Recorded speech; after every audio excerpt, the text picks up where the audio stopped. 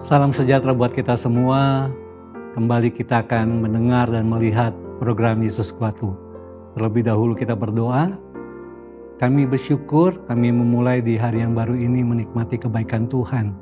Khususnya firman yang akan kami dengar. Firman yang menguatkan, firman yang memimpin kehidupan kami di sepanjang di hari yang baru ini Tuhan.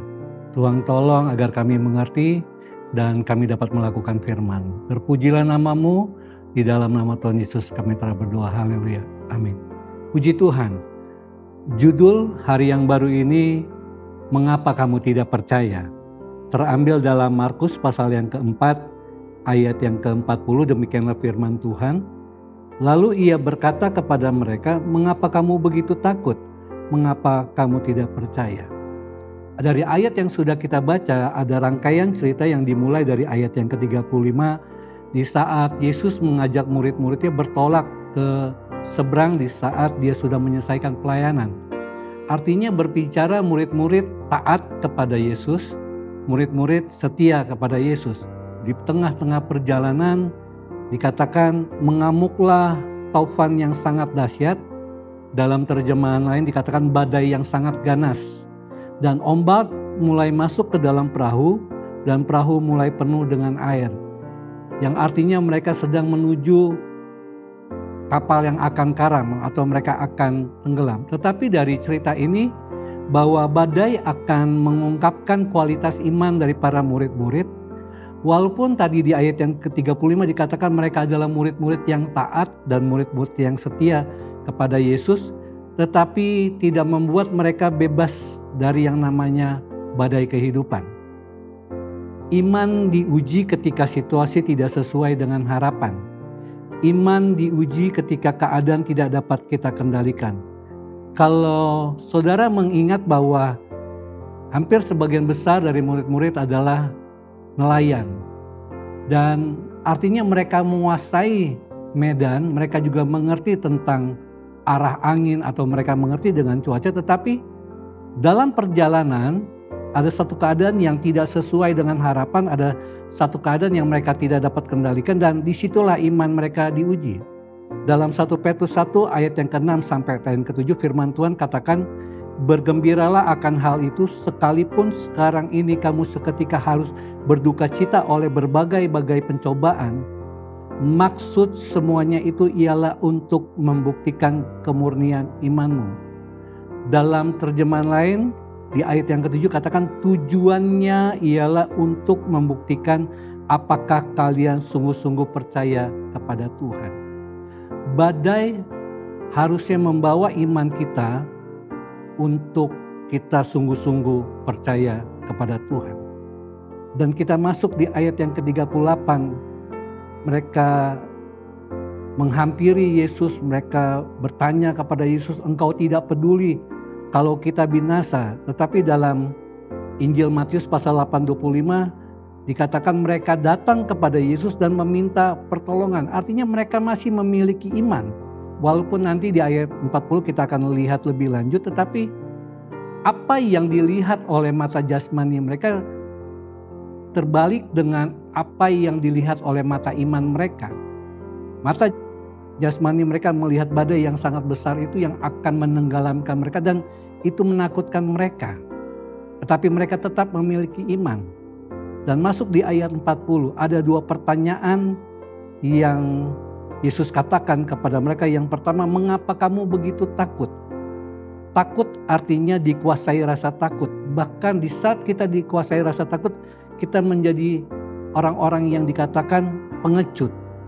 Dan apa yang mereka alami, ketakutan mereka lebih besar karena mereka melihat dengan mata jasmani mereka daripada iman mereka. Dan ketakutan seringkali membuat kita lupa sebagai orang percaya atau anak-anak Tuhan bahwa kita mempunyai Tuhan yang berkuasa, Tuhan yang menyertai kehidupan kita. Ada satu hal yang indah dalam Mazmur 56. Daud katakan, waktu aku takut, aku ini percaya kepadamu. Ayat yang kelima, kepada Allah yang firman-Nya kupuji, kepada Allah aku percaya, aku tidak takut. Di saat Daud takut, dikatakan aku percaya. Daud tetap menaruh kepercayaannya kepada Tuhan dan dilanjutkan dia tetap memuji firman Tuhan.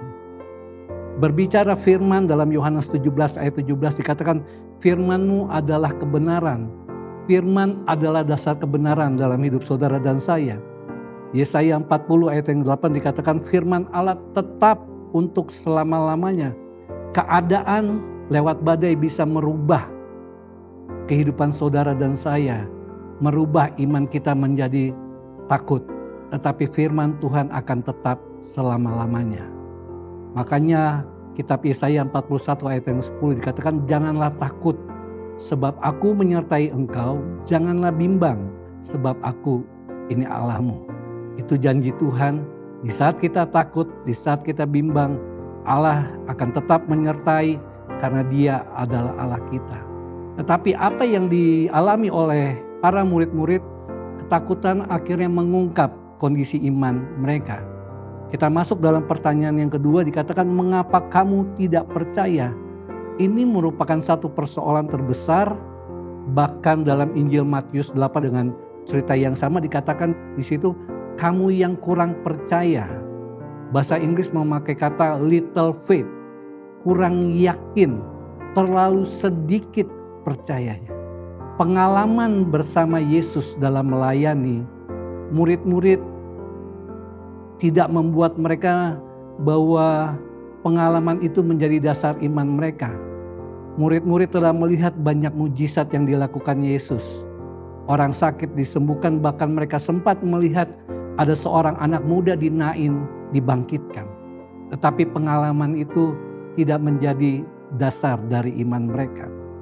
Satu contoh yang sangat menarik, 1 Samuel 17 ayat 37. Daud menyaksikan bahwa Tuhan yang telah melepaskan aku dari cakar singa dan beruang, Dia juga akan melepaskan aku dari tangan orang Filistin itu, yang maksudnya berbicara tentang Goliat. Jadi jadikanlah pengalaman kehidupan saudara dan saya sepanjang kita hidup di dalam dunia ini, itu menjadi dasar iman dari kita. Dan apa yang Yesus ajarkan kepada mereka, Yesus sedang membangun iman mereka, para murid-murid khususnya. Dan kita masuk di ayat yang terakhir, ayat 41. Dikatakan mereka menjadi sangat takut dan berkata seorang kepada yang lain, siapakah gerangan orang ini sehingga angin dan danau pun taat kepadanya. Jadikan badai dalam kehidupan saudara sebagai ruang untuk mengenal Yesus lebih dalam. Satu contoh kembali dikatakan lewat kesaksian Abraham dalam Roma 4 ayat yang 18 sampai 19. Dikatakan di situ, sekalipun tidak ada dasar untuk berharap, Abraham berharap juga dan percaya kepada Tuhan. Dan selanjutnya dikatakan iman tidak menjadi lemah. Iman tidak boleh menjadi lemah karena kita mempunyai dasar untuk kita berharap dan percaya. Ibrani 12 ayat yang kedua dikatakan Yesus akan memimpin kita, Yesus akan membawa kita, khususnya iman kita, kepada kesempurnaan. Iman harus menjadi sempurna lewat pengalaman kehidupan bersama Yesus. Ayat terakhir Mazmur 121 ayat 1 dan 2. Firman Tuhan katakan, aku melayangkan mataku ke gunung-gunung. Dari manakah akan datang pertolonganku?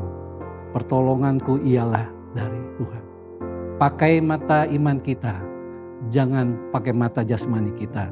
Kita melihat Allah akan datang sebagai pertolongan dalam kita melewati badai kehidupan ini. Puji Tuhan, kita akan akhiri dan kita akan berdoa. Kami bersyukur firman yang sangat indah menegur kehidupan kami, khususnya di hari yang baru ini sebagai orang-orang percaya. Kami akui bahwa manusiawi kami mengalami ketakutan di saat kami melihat badai yang besar lewat mata jasmani kami. Tetapi kembali firman mengajar, ada Tuhan bersama dengan kami. Tuhan mengajar bahwa iman itu bertumbuh, iman itu harus menjadi sempurna lewat pengalaman-pengalaman yang Tuhan sudah lakukan atau kerjakan dalam kehidupan kami sepanjang kami masih hidup dalam dunia ini. Tuhan memberkati kehidupan kami Tuhan, khususnya lewat firman-Mu.